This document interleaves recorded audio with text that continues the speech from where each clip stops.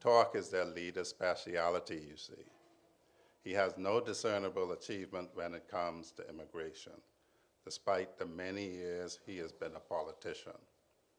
So perhaps it's not surprising that today's FNM press conference on immigration was short on vision and new ideas, but full of distortion and spin.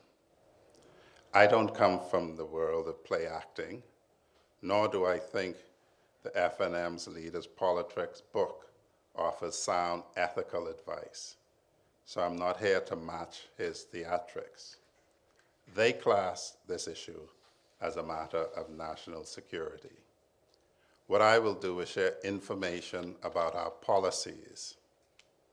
Immigration is indeed a very important issue for our country. While we have made great progress in fewer than 4 years, much work remains. Nonetheless, even with more than a year remaining in our term, we've overseen the largest number of repatriations in the modern history of the Bahamas. 13,000 repatriations in under 4 years, the strongest immigration enforcement record of any government. This achievement represents operational decisions, boots on the ground, and the coordinated enforcement from the Department of Immigration, the Royal Bahamas Defense Force, and our international partners. These repatriations have reduced the migrant population in the detention center to just 50 people, and that is an historic low. This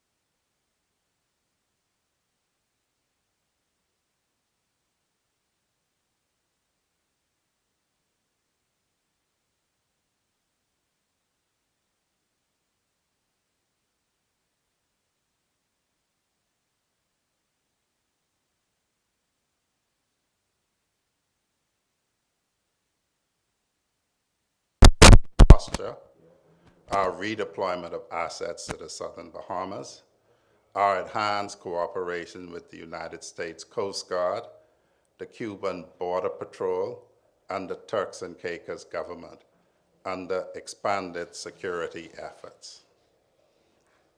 If, however, the FNM are referring to the number of legal foreign migrants, foreign nationals, in the Bahamas, that is a separate matter entirely, and moreover, they know it.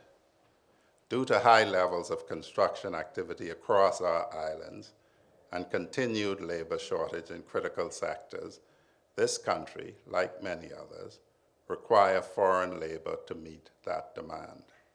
The FNM knows this because they themselves approved thousands of foreign labor permits after Hurricane Dorian to rebuild Abaco.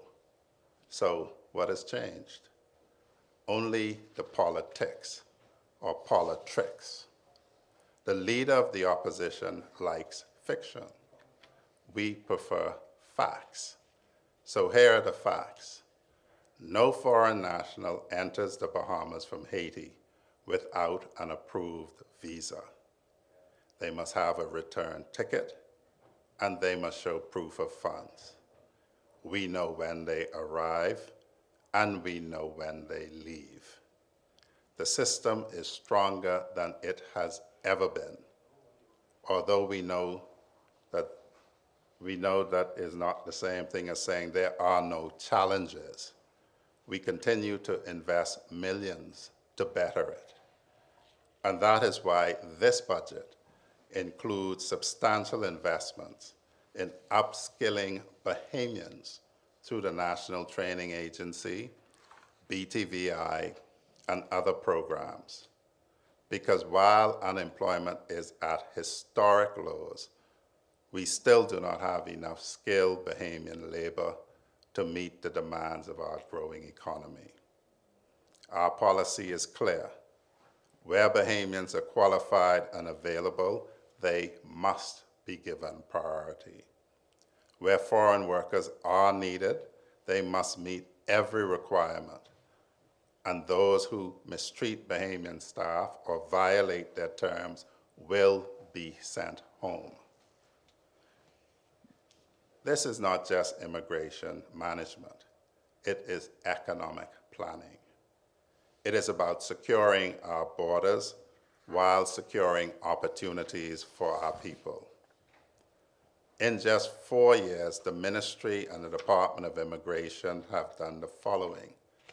They've carried out the largest promotion exercise in the department's history while implementing succession planning for the first time ever. They've responded to public concerns by addressing unregulated communities and as a part of a task force removing illegal structures across several islands.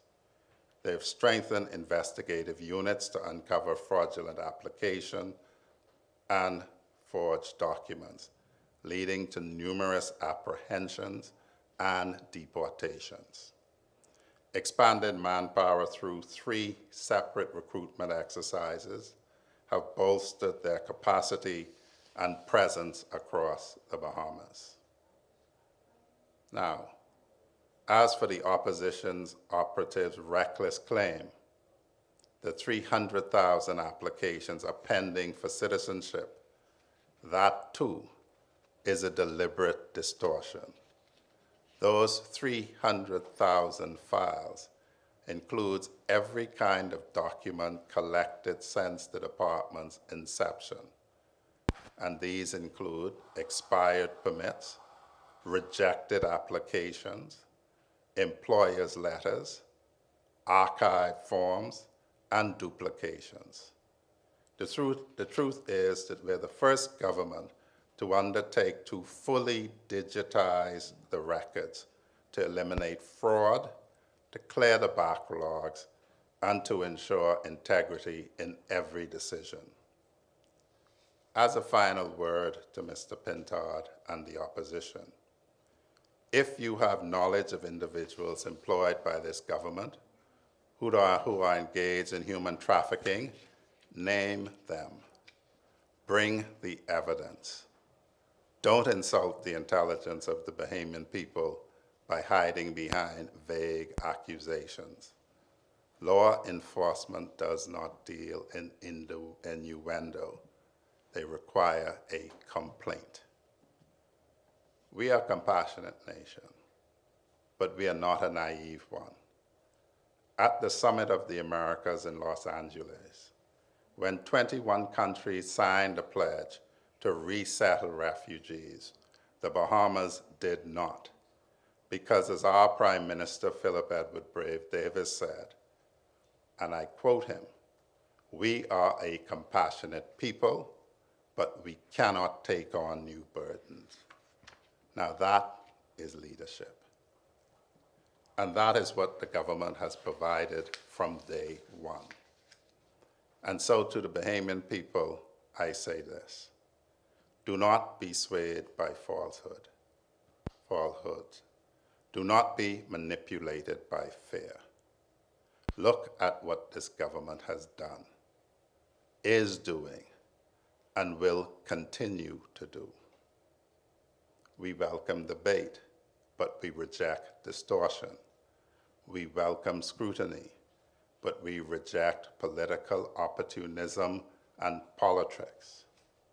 We will continue to uphold the rule of law, to defend our sovereignty, and to protect the dignity of every Bahamian. Thank you.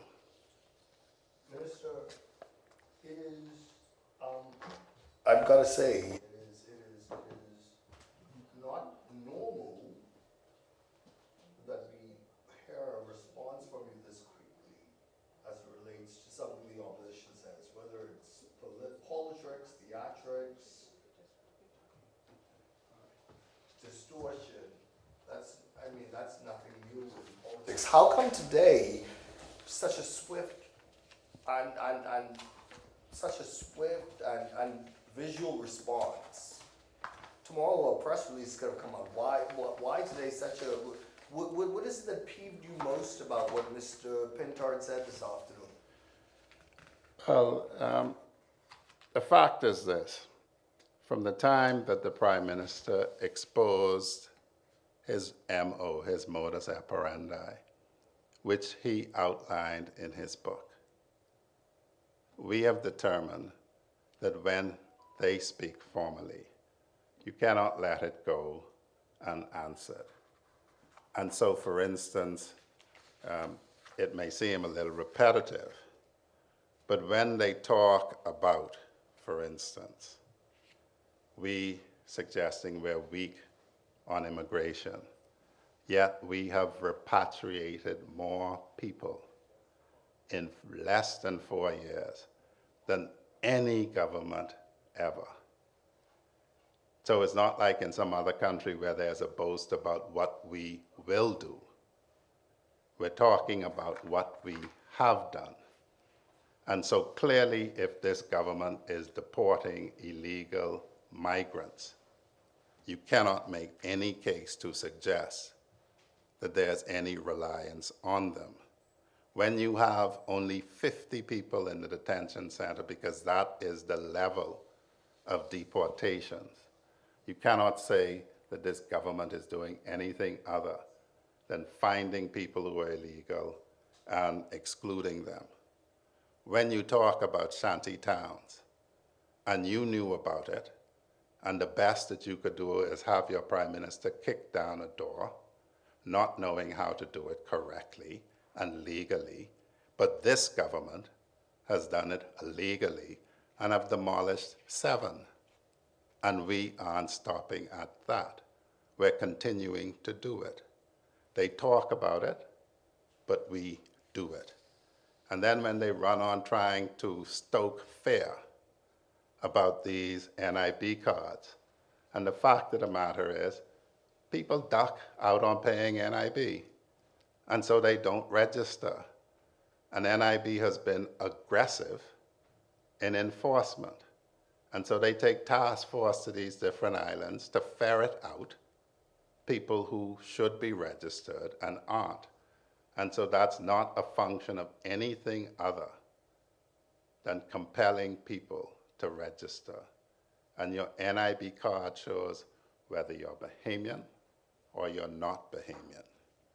And then when they run on insulting the Royal Bahamas Defense Force as if there are loads of illegal landing, and the 3 cents we have come to office was off a little key on the west end of eastern side of Andros, and all of those people were rounded up. A vessel stopped in Exuma, and the vessel and its occupants were recovered. And the last occasion was the vessel that was tracked, the motorized vessel that was tracked from Haiti directly to its apprehension point in Abaco. So when you give all of this impression, but the Defense Force is deployed 3 vessels out at a time, cooperating with the United States Coast Guard, which has its assets deployed, cooperating with the Cuban Border Patrol, cooperating with the government of the Turks and Caicos to stop just that.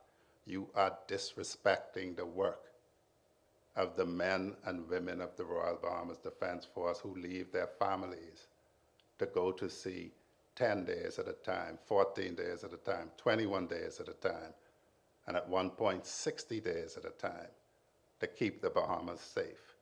That is disrespectful, and they need to stop it. And when they then talk about Haitians coming in here, and you will remember their operatives circulated a voice note that they claimed was the voice of Dame Joan Sawyer. And she came out and repudiated it to try to get some legitimacy for this claim, when the facts are, if you want to visit here from that country, you need a visa, and you need a return ticket, and you need to show you have money. And we give you a certain amount of time to be here, and we know if you don't leave, and they come looking for you. And you've seen all the videos of immigration officers doing raids as they have done. And they are able to do it because of the recruitment that this government has done. 3 recruit classes, run promotions, set a succession scale for the first time. So when you have people disrespecting the Royal Bahamas Defense Force, the hardworking members of the Bahamas Department of Immigration, and on the Shantytown Task Force, you have people from the Ministry of Works, the Royal Bahamas Police Force, who go out into these shanty towns, and they don't know what they're going to find. That is just disrespectful. And then if they're talking about legal persons, why would you not understand that if there isn't a Bahamian to do the job, you will issue a work permit? But this government has made a point that where there's a Bahamian, we will prioritize the Bahamian. So much so that we're investing in helping Bahamians upskill themselves, BTVI, the National Training Agency, and other programs like the Youth Guard to make our young people more employable. And so when you have somebody who claims that they want to have the seat of government, who has been in government, and not demonstrated any of the things they now talk about, and deign to criticize a government where our Prime Minister has shown backbone. The Americans were pushing at the Summit of Americas for us, along with those other countries, to say that we'll settle refugees. And the Prime Minister says, while we are Christian and compassionate, and we just can't do it, because we can't take on that problem for the rest of the world and the region. I think it's 21 other countries did, we did not. And our Prime Minister was resolute.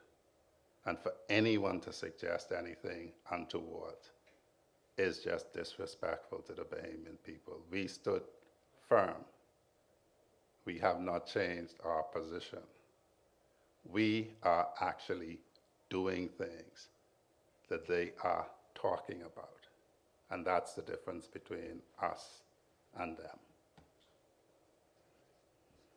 Minister, even by your admission today, this is a lot about the Haitian migrants. And this demographic affects a low-income socioeconomic demographic in this country. And so I want to know, what has Claire Holden-Vild or Claire Holden done to ease this problem, if anything? Well, firstly, there are a number of people of different nationalities who have been interdicted.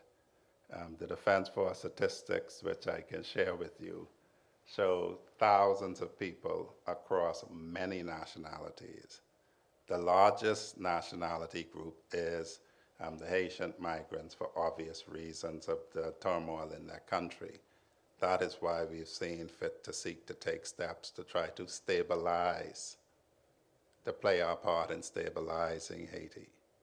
But the bottom line is that if somebody advertises a vacancy, and I would take this opportunity to advise any person looking for a job, there's jobseekers.bahamas.bs, where you can register, where you can search the available jobs. Because if you don't apply for the job and there is a vacancy, that employer is going to be able to go to the Department of Immigration with their vacancy, their notice of vacancy that hasn't been filled, and get a work permit. And so that is the reality of legal migration. And legal migration in terms of work permits. But we are concerned with giving every opportunity that a Bahamian is qualified for to a Bahamian. And we're seeking to upskill them where they do not have those skills. Thank you, Minister. Thank you.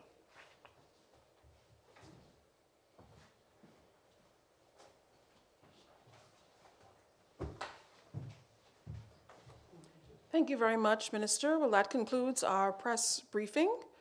Thank you very much for listening in. Have a good afternoon, everyone.